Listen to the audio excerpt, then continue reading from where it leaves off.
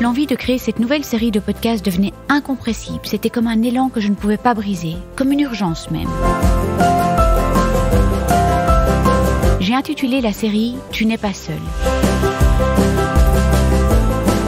Je voulais créer des petites bulles de douceur, d'espoir, d'information et de réconfort qui, j'espère, vous envelopperont d'une sensation rassurante. Ce n'est pas mon histoire que je raconte ici, mais celle de milliers de personnes touchées par la maladie.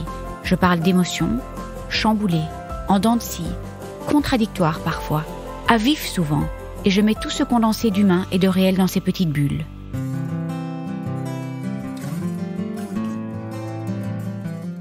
Nous naissons princesses et nous devenons guerrières. Fermez les yeux. Ça vous parle ?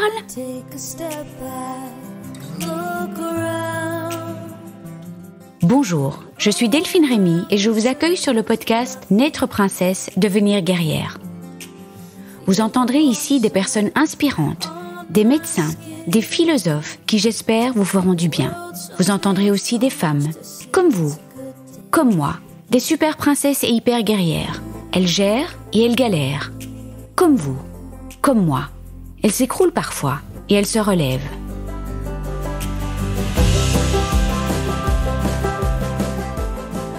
Est-ce juste ? Est-ce ok de prendre la parole toute seule ? Un tas de propos et de questions ont surgi. Ça sort de la ligne éditoriale, je préfère donner la parole aux autres, mais je ressentais une telle urgence de créer ces petites bulles et un désir tellement profond que je me suis dit que ça ne pouvait qu'être juste. Je n'ai pas la prétention de vous apporter des solutions, ni des conseils, ni des règles à suivre parce que nous vivons tous et toutes notre maladie de manière unique. Tout ce que je souhaite, c'est que ces petites capsules vous apportent du soutien, vous enveloppent d'une sensation réconfortante et vous permettent de vous sentir entendu et compris et comprise, et surtout moins seul, car nous savons tous que même si on est extrêmement bien entouré, parfois on se sent si seul dans la maladie. Pour la facilité de l'enregistrement, je me permettrai de tout laisser au masculin et je ne vais pas chaque fois répéter compris, comprise, toutes, tous. Voilà, ce sera plus fluide, plus agréable. Bien évidemment, cette nouvelle série de podcasts s'adresse à tout le monde et je vous souhaite la bienvenue. Nous lèverons les tabous tout en douceur et avec une grande bienveillance autour du post-cancer ou toute autre maladie, autour de la reconstruction mammaire, de la peur terrassante des journées de contrôle. Nous aborderons des thèmes plus philosophiques aussi et l'avenir nous dira où ça nous mènera. Mais aujourd'hui, j'ai décidé d'aborder le thème de l'annonce de la maladie. Enfin, que dis-je ? Des annonces en cascade. Il y a l'annonce de la maladie, et si c'est un cancer, on entend peut-être pour la première fois ce mot qui fait peur. Et puis il y a toutes les annonces des examens à faire, des résultats de chaque examen, des diagnostics post-opératoires, des effets secondaires des traitements lourds, et j'en passe. Vous aviez déjà réalisé, vous, que le cancer ou toute autre maladie, ce n'est pas que une annonce, ce n'est pas que un choc, mais une multitude de chocs qui s'entrechoquent pendant des semaines avant de savoir réellement à quelle sauce on va être mangé. On se prend un coup, puis un autre, l'annonce de la maladie ou du cancer, l'annonce des traitements, l'annonce d'une mutilation ou deux parfois, l'annonce de la perte de cheveux. C'est un pas à pas où nous avons pour la première fois compris et même ressenti au plus profond de nous-mêmes tout le sens du mot patient. Nous sommes des patients et il nous est demandé de patienter et de naviguer au début dans une incertitude parfois effrayante, parfois terrassante avant de connaître les marches à suivre, avant de savoir dans quelle case on sera. Grade 1, grade 2, grade 3, grade 4, stade 1, 2, 3, 4, des noms barbares tels que hormonodépendants, triple négatif, HER2 triple positif, ganglion atteint, métastase osseuse, bilan d'extension, scintigraphie, liquide de contraste ou radioactif, chambre implantable, PICC line et plein d'autres encore. Nous voilà plongés dans un monde nouveau avec déjà une sensation qu'il y a, à tout jamais, un avant et un après. Des grades, des stades, des pourcentages de rechute, des nombres, des risques, le cancer ou toute autre maladie ne sont pas qu'une histoire de faits, de chiffres et de protocoles. C'est avant toute chose, une longue histoire d'émotions chamboulées, de chocs psychologiques et physiques, de remise en question, de nouveaux repères dans un nouveau corps et dans une nouvelle vie. C'est dur, c'est éprouvant, c'est chamboulant. Nous faisons néanmoins parfois des découvertes étonnantes, notamment celle d'avoir des ressources insoupçonnables et insoupçonnées, celle d'avoir découvert le sens profond de la résilience, celle de s'être relevé à chaque coup, à chaque choc, à chaque annonce. Et pour cela, un high five, ici et maintenant, et une envie de vous dire que c'est si important de célébrer toutes ces petites victoires. C'est si important de s'arrêter un instant et de se dire « Ben merde, je me suis relevée à chaque fois. Je l'ai fait. J'ai continué. Je me suis écroulée, certes, mais je me suis relevée. J'étais en colère, dans le déni, la révolte, la déprime, le désespoir parfois aussi, mais je me suis relevée. » Et finalement, on pourrait étendre ces propos à n'importe quelle épreuve de la vie. Dites, n'est-ce pas le moment, ici et maintenant, de se dire qu'on est de sacrées princesses guerrières ou princes guerriers, de sacrées personnes résilientes qui méritent d'être fières d'elles-mêmes? Take a step back, look around. I'm going round in circles with my feet back on the ground. Feel the warm sun on my skin. The world's so big, so much to see. It's a good day to begin. Je vous emmène dans le cœur du sujet, l'annonce de la maladie, l'annonce du diagnostic. Il se peut que vous ne vous retrouviez pas dans tout ce que je vais partager avec vous, parce que nous vivons chaque étape de la maladie à notre façon, selon notre histoire, bien souvent selon nos blessures, selon les événements auxquels on a déjà dû faire face, notre sensibilité, notre tempérament et notre manière de nous représenter la réalité. Il n'y a pas de bonne ou de mauvaise manière de réagir, il y a le réel et notre manière unique de réagir. L'annonce de la maladie constitue un choc psychologique. Je pense que nous pouvons tous affirmer ceci. En revanche, les émotions engendrées par ce 3 tonnes dans la figure ne seront pas les mêmes pour tout le monde et ne seront pas vécues dans le même ordre ni dans la même intensité. La vie bascule en un quart de seconde, que ce soit à la suite d'un mot prononcé par le médecin, comme cancer, que ce soit à la suite d'un regard qui en dit long, le regard du radiologue par exemple, que ce soit à la suite d'un coup de fil. Un quart de seconde. L'autre jour, je me suis dit que c'était toujours en un quart de seconde que la vie bascule, qu'on a cette sensation parfois immédiate d'un avant et d'un après. Les émotions peuvent être multiples. Nous parlerons de la sidération, du déni, de l'action, de l'agitation, de l'angoisse, du sentiment d'injustice, de la culpabilité, d'un sentiment de trahison. Notre corps nous trahit. De l'impuissance, de la solitude, de l'acceptation, de la colère. Nous connaissons tous la courbe du deuil avec les étapes bien connues du déni, de la colère, du marchandage, de la dépression et de l'acceptation, mais rien n'est linéaire. Il y a un paquet d'allers et de retours entre toutes ces émotions, et c'est normal. Et surtout, c'est OK.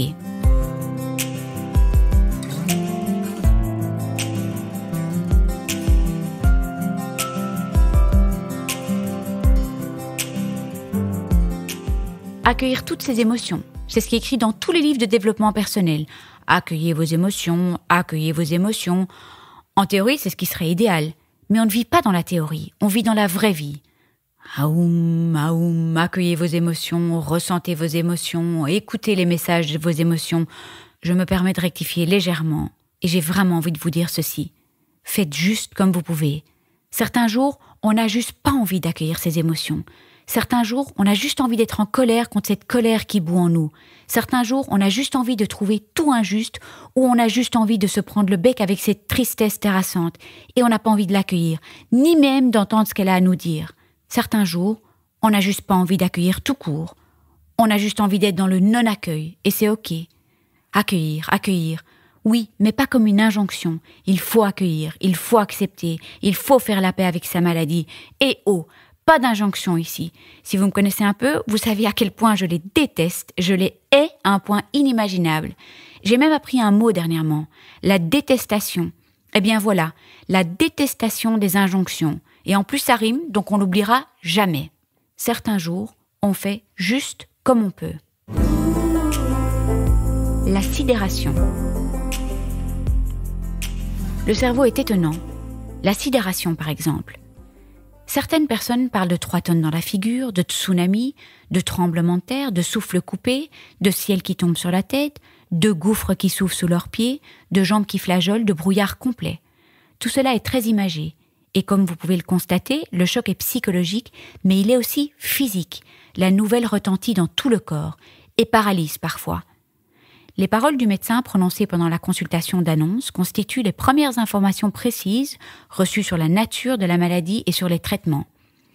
Certaines personnes les enregistrent parfaitement et se les répètent en boucle, comme pour se persuader que le médecin les a bien prononcées, tout en souhaitant qu'il ne les ait pas dites. Le cerveau est étonnant.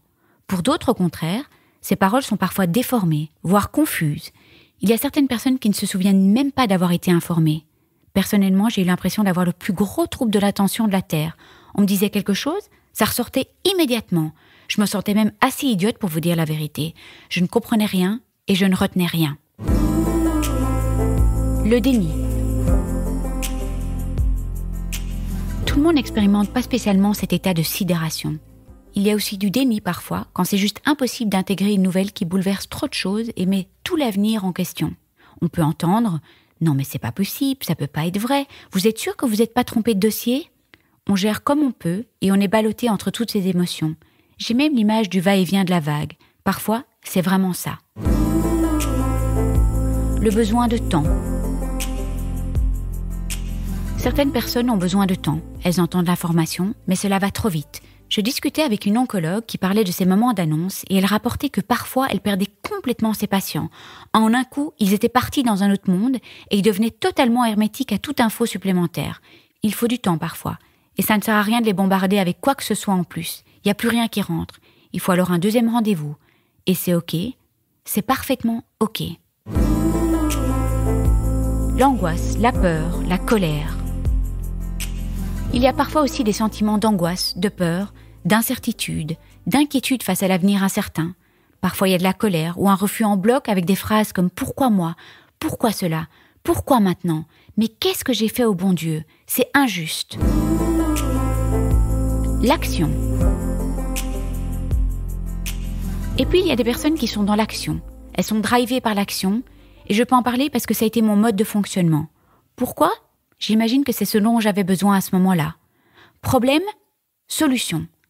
À chaque problème, il y avait une solution prête dans tous les tiroirs de ma tête. Chute de cheveux, magasin de perruques et de foulards identifié, check. Mastectomie, compte Instagram avec les tétons en 3D identifiés, check. Nausée, lecture des articles sur le sujet faite, check. Probablement une manière de contrôler l'incontrôlable, une manière de se donner l'impression qu'on est acteur de sa maladie. Chacun réagit à sa façon. Il n'y a pas de bonne ou de mauvaise façon de réagir. Toutes les réactions sont légitimes. La culpabilité. Il y a parfois un sentiment de culpabilité d'avoir mené une vie de dingue et de ne pas avoir écouté tous les signaux du corps, toutes ces alertes qui étaient envoyées depuis des années, ou il y a parfois un sentiment de culpabilité de ne pas avoir été capable de gérer des coups durs et des blessures. Franchement, d'abord, qui a toujours été capable de gérer nickel tous ces coups durs et ces blessures ? Qui n'a pas eu de signaux du corps pour dire qu'il était temps d'en faire un peu moins ? Il y a des personnes qui ne sont pas étonnées par l'annonce. Elles savaient qu'une telle maladie était possible, mais la nouvelle n'est pas forcément mieux ni plus vite acceptée. Certaines personnes trouvent rassurant de se sentir responsables de leur maladie, car elles ont alors le sentiment de garder un peu de contrôle et de pouvoir mieux maîtriser leur guérison. On est tous uniques. Certains attribuent la maladie à la fatalité, d'autres se construisent une petite théorie personnelle. Peu importe, on fait comme on peut. Mais je retiens une chose, la culpabilité ne fait pas avancer, la culpabilité plombe, elle nous plonge dans le passé plutôt que de regarder vers l'avenir. Les raisons du cancer sont multifactorielles, on ne saura jamais, même si certaines personnes vous donnent l'impression de savoir mieux que vous pourquoi vous avez un cancer. Ah oui, c'est étonnant parfois. Un jour, je suis entrée dans le bureau d'une thérapeute qui m'a dit d'entrée de jeu sans même me saluer « Cancer du sein droit, conflit non résolu ». Ah ben voilà, elle sait mieux que moi, alors que mon équipe médicale me répétait sans cesse et avec la plus grande bienveillance. Delphine, pas se sentir coupable, c'est multifactoriel. J'étais verte, je n'étais pas prête à accueillir le propos de cette thérapeute à ce moment-là. Un petit mot d'ailleurs sur les premiers propos et les premières injonctions que l'on entend suite à l'annonce de la maladie. L'entourage, la famille, les amis, les collègues, les voisins. Tu dois garder le moral c'est 80% de la guérison. Ah ben putain, je vais crever alors si j'ai pas le moral. Tu dois voir le verre à moitié rempli, tu dois rester positif, tu dois écouter les pourcentages de guérison et pas les pourcentages de rechute. Tu dois, il faut, il faudrait, vous devez. Poison. Terrible poison. Bah voilà, ça rime encore. Détestation, injonction, poison. Je crois qu'on va vraiment pas oublier ce trio.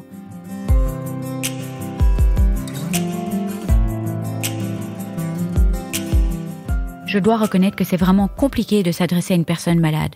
Parfois on croit bien faire, on croit vraiment tellement bien faire qu'on en devient maladroit. Bienveillance ici. Je pense que c'est rarement de mauvaises intentions, mais souvent de la maladresse qui sous-entend des peurs. C'est pour cela qu'il est important de continuer à lever les tabous et informer. Donc si ce podcast pouvait se retrouver dans les oreilles de l'entourage, ce serait vraiment top, parce que finalement, ce qui compte, c'est de réduire le fossé parfois abyssal entre l'entourage et les patients. Le petit cancer qui se soigne si bien, ou tu vas avoir la paire de seins de tes rêves, ou t'as pas perdu de cheveux, ton cancer doit pas être si grave, ou encore, moi aussi je suis fatiguée en ce moment, on est tous fatigués, manque d'informations, besoin de rassurer bien souvent de manière maladroite. Continuons ce grand travail d'information. Pour mentionner encore quelques réactions face à l'annonce, il peut y avoir un sentiment d'impuissance et de solitude profonde malgré la présence aimante de l'entourage. Attente. Insoutenable attente. Alors j'aimerais ensuite parler de la période des examens et de toute cette attente avant de découvrir à quelle sauce on va être mangé. Cette période est longue, le temps paraît parfois interminable, inhumain même. Patience entre les examens, patience entre les résultats, patience encore après les opérations pour recevoir les résultats des anapathes, patience dans ces machines qui nous scannent de haut en bas, de bas en haut, patience toujours. L'attente génère souvent de l'anxiété. Que vont-ils découvrir ? Est-ce que le cancer est parti ailleurs ? Est-ce que mon pronostic vital est engagé ? Est-ce que mon cancer est génétique ? L'attente. La personne malade pense souvent qu'il n'y a pas de temps à perdre et il faut absolument combattre la maladie au plus vite pour augmenter les chances de guérison.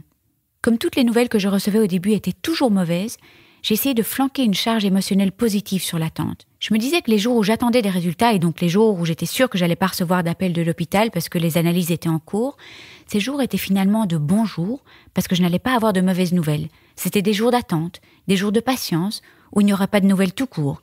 Et donc j'ai fini par savourer ces jours qui séparaient les mauvaises nouvelles. Je sais, c'est un peu tiré par les cheveux, mais on fait des petites gymnastiques de l'esprit pour se rassurer et se donner un peu de tranquillité d'esprit, un peu de douceur et de sérénité, la sensation d'oublier un instant. L'attente est pourtant nécessaire pour définir au mieux les traitements, d'autant plus que la priorité de nos jours est la désescalade des traitements anticancéreux. Si ce n'est pas nécessaire de sortir le bazooka, ne le sortons surtout pas, car nous savons tous que ces traitements lourds, qui nous sauvent certes, tuent le mauvais, mais ils tuent aussi beaucoup de bons. Les médecins s'adressent à notre corps organique et c'est vrai qu'on bascule dans une autre dimension. Le personnel soignant l'examine, le touche, le scanne, l'ausculte et par la suite l'injecte, le triture, le découpe, le recoue et j'en passe. Il y a peu de place pour le corps symbolique et on y reviendra dans un autre podcast de la même série. Il faut éradiquer la maladie et c'est la priorité des médecins dans un premier temps.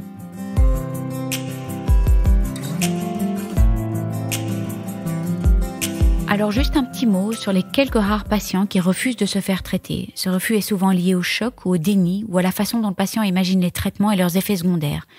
Des mauvaises expériences antérieures peuvent contribuer à renforcer cette position. Le médecin à l'écoute laissera le patient faire son petit bonhomme de chemin.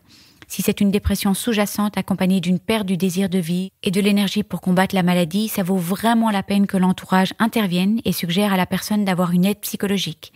Aussi, si une personne se replie complètement sur elle-même après l'annonce, c'est important que l'entourage soit attentif. Souvent, la personne malade ne se sent pas malade avant que les traitements ne commencent, puis tout à coup, elle est plongée dans la maladie. Les effets secondaires, pas si secondaires d'ailleurs, font parfois prendre conscience aux patients de sa maladie. Certains parlent de combat, d'autres détestent ce mot. Peu importe l'image qui nous aide le plus, peu importe. C'est vrai que le nom du podcast a une connotation de combat avec ce mot guerrière, et pourtant, j'ai pas utilisé le mot combat pendant ma maladie. En revanche, il a fait partie de mon vocabulaire dans l'après-cancer, et surtout pour parler de toutes ces opérations de reconstruction en cascade.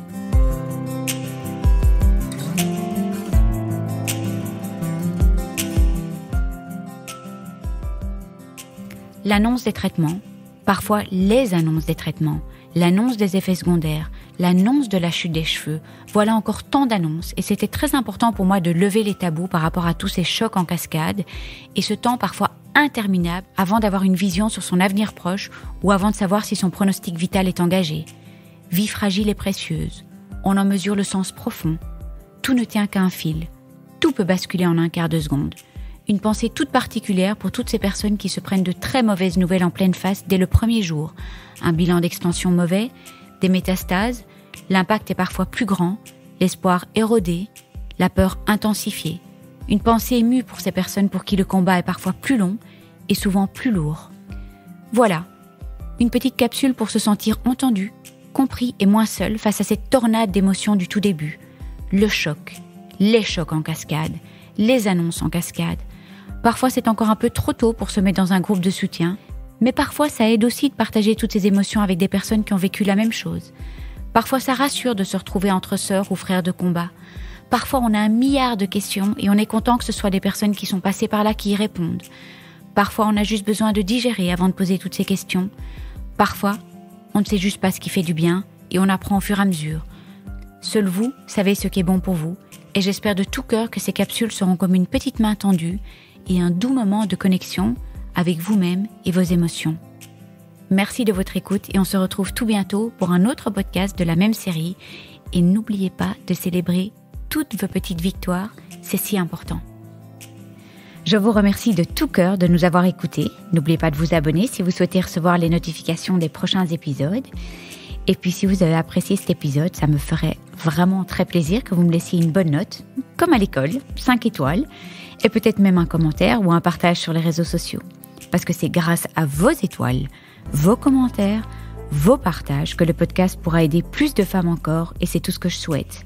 Donner ou redonner espoir, se serrer les coudes toutes ensemble, partager nos joies, nos peines et célébrer toutes les princesses et guerrières de ce monde. Si vous désirez vous aussi partager votre histoire, n'hésitez pas à me contacter via le blog Cancer je gère, cancer-je-gère.blog. Il y a des instructions pour le partage de témoignages. Et puis je vous embrasse tous et toutes très très fort. Prenez soin de vous et on se retrouve la semaine prochaine. Gros bisous!